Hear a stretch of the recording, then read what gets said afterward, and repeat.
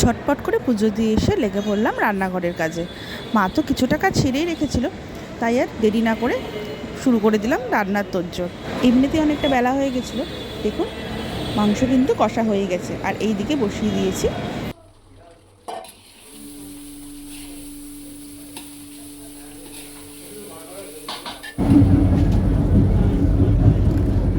দুদিকে একসাথে বসিয়ে দিয়েছিলাম রান্না বান্না, চলছিল তোড়জোড়। এরই মধ্যে আবার চলে এসেছিলো আদ্রিতর পুপাই আর পিসান।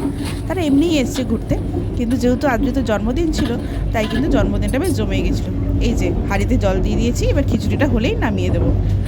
না না, খিচুড়ি না, দেখুন কি বানাই।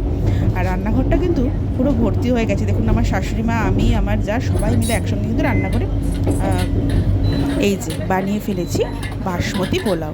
আর এরকম হাঁড়ির মধ্যে কিন্তু আমি এই প্রথমেই বানালাম।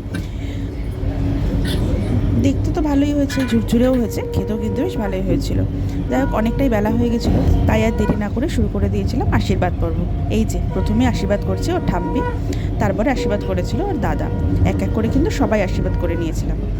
এরপরে ওর বাবাই করে নিয়েছিল আশীর্বাদ। দেখুন কত কত মনোযোগ দিয়ে কিন্তু মাথা নিচু করে বসেই রয়েছে। এরপরেই আমি আশীর্বাদ করে নিলাম। ওর জন্য নিয়ে এসেছিলাম একটা আইসক্রিম মিষ্টি, সেটাই ওকে খাওয়ানোর চেষ্টা করেছিলাম।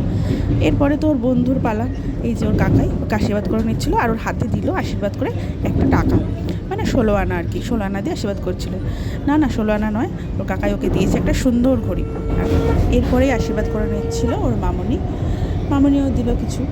যাই হোক, তারপরে আশীর্বাদ করে নিয়েছে ওর আর এক বন্ধু। এটি হচ্ছে পিসান, মানে ওর পুপাইয়ের থেকেও কিন্তু পিসানের সাথে বন্ধুত্ব ওর অনেক বেশি। পুপাই না থাকলেও চলে, কিন্তু পিসানটা কিন্তু থাকতেই হবে। পিসান আশীর্বাদ করার পরে করে নিয়েছিল ওর পুপাই আশীর্বাদ। দেখুন, সবারই মোটামুটি পেটে ছুঁচোই রং দিচ্ছিল কখন খেতে বসবো, তাই দেরি না করে আশীর্বাদ পর্ব শেষ হওয়ার পরেই কিন্তু খাবার দাবার নিয়ে বসে পড়েছিলাম। চেষ্টা করেছিলাম থালাটাকে একটু সাজিয়ে গুছিয়ে দিতে। আর যেহেতু 14 বছরের জন্মদিন, তাই 14 রকম আইটেম রাখার চেষ্টা করেছি। দেখুন থালাটা কী সুন্দর সাজানো হয়েছে। এটা কিন্তু ওর মামনিও হেল্প করেছে আমাকে। 5 রকম ভাজা, ভাত আর পোলাও দিয়ে 2টো মুগ বানিয়েছি। মুগের ডাল, পটল পোস্ত, চিংড়ি মাছের মালাইকারি, চিকেন কষা, চাটনি, পাঁপড়, পায়েস, দই, মিষ্টি। আর এই যে এটা হচ্ছে সবথেকে আকর্ষণীয় চকলেট। সবাই ওটার দিকে কিন্তু তাকিয়ে বসেছিল যে কখন খাওয়া হবে।